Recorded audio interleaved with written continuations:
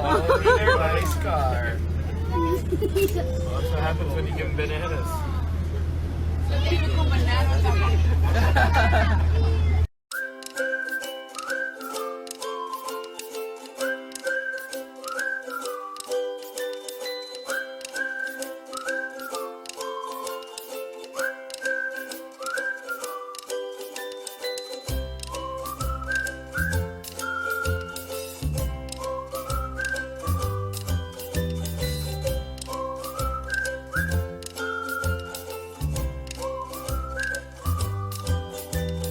May kapayapaan, kapayapaan, kapayapaan, kapayapaan, lupang uwaw sa pag-ibig, naghihintay sa halik ng langit. Lupang uwaw sa pag-ibig, naghihintay sa halik ng langit. Halina't sumayaw sa ilalim ng araw, maghawak-hawak ng kamay o isigaw ng sabay.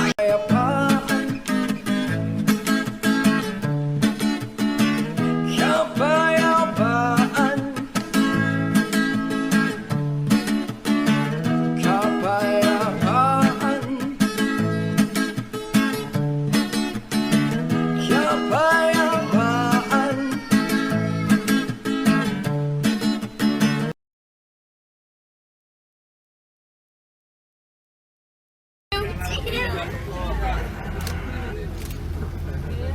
That is why we are not in our car. Suckers. Look at that. JP and Taco all over their nice car. That's what happens when you give them bananas. Hintay sa halik ng langit, lupang uwaw sa pag-ibig, naghihintay sa halik ng langit. Halina't sumayaw sa ilalim ng araw.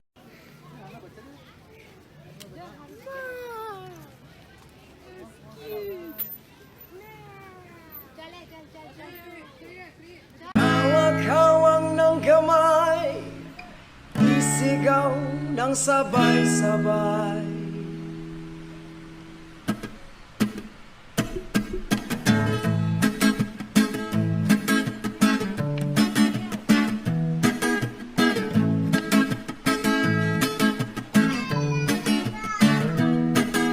Halina't sumayaw sa ilalim ng araw, maghawak-hawak ng kamay o isigaw ng sabay-sabay. Kapayapaan,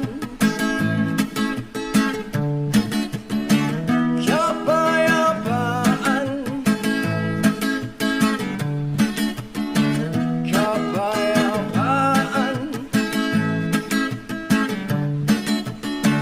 kapayapaan.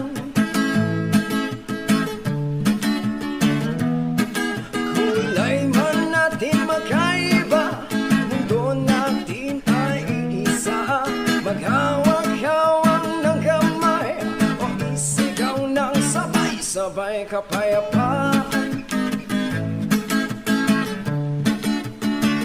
kapayapaan.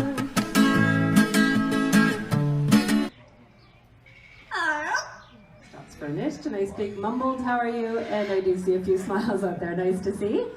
Well, one thing you can't actually tell by looking at him or any of the other parrots we have out here right now is whether or not their males are females. So quite often in the parrot family, males and females look exactly the same to us within their own species. So we actually rely on DNA testing. Now, when we sent Fernando's blood away to the lab for that testing, we had a few good clues they were coming back. He was, in fact, a male Amazon parrot, because what happens when you see one of our female Amazons? Well, likes the girl's attention on him.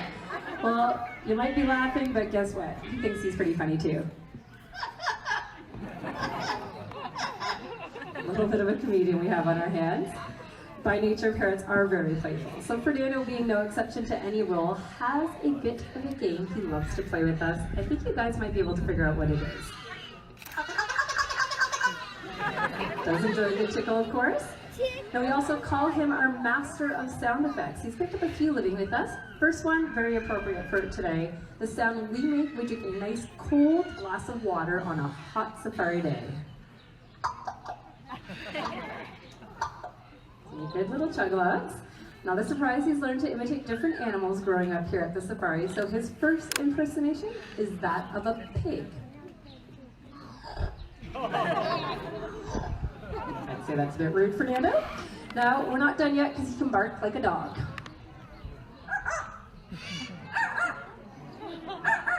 Never said it'd be an intimidating dog bark. Now, he's obviously quite talented though. His talents actually extend musically. He loves whistling, singing, and dancing. So I don't think his dance moves are too bad. I'm gonna get him to warm up with a bit of dancing today. Shall we dance? All right, a little bit of a warm up before he whistles for you there. And do keep in mind, as he is whistling for you, it is different every presentation. He insists on making the tunes up as he goes along. Never quite know what's gonna come out of that little beak. I'll see what he has for you all today.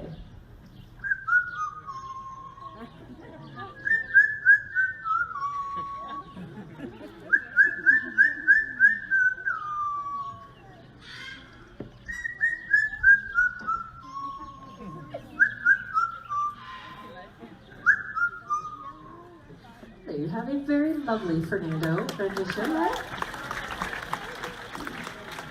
All right, pleased to hear that round of applause. Unfortunately, some pretty bad news for you. His abilities to sing are pretty limited to the fact that he's been learning to sing from us. So we're honest enough to say we are terribly off-key ourselves, and he certainly has picked up more than a few bad habits from us. And I ask everybody to use your imagination, and I'm hoping you might recognize his favorite song. No one actually sings like that. Okay, we're gonna clear him up. There we go. A few good coughs. I'll give him a treat, and he is going to be singing a song that does exist. So let's try this again.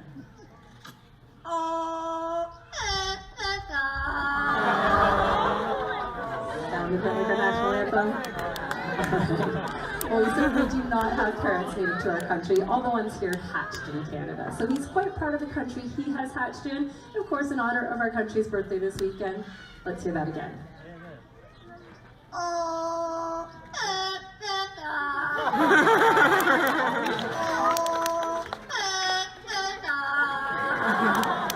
Sounds just like us, but not too bad for a bird. Let's hear it. He's done a great job today. We do believe that the first steps in conservation are education. So we hope you've enjoyed meeting some birds, but maybe you've learned a thing or two today. So on a bit of a conservation note, we'd love to draw your attention back to Olivia here, our blue-throated macaw. Now, unfortunately for her, what makes her so special to us is she is in fact one of those critically endangered species. The blue throat can only be found in the wilds of Bolivia, and their numbers there are currently ranging in a couple of hundred individuals. That does in fact make them the most endangered macaw living in the wild today. Now, we don't want to leave you on a negative note, so we're going to make this a little bit more positive here. Here at African Lions Fire, we have been working with the World Parrot Trust in order to look towards the future for these guys in the wilds of Bolivia.